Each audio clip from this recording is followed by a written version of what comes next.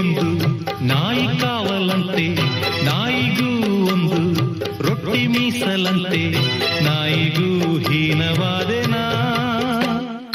ಮಾಳಿಗೆಗೆ ಒಂದು ಬೆಕ್ಕು ಕಾವಲಂತೆ, ಬೆಕ್ಕಿಗೂ ನಿತ್ಯ ಹಾಲು ತುಪ್ಪವಂತೆ, ಬೆಕ್ಕಿಗಿಂತ ಕೆಟ್ಟ ಶಕುನನಾ.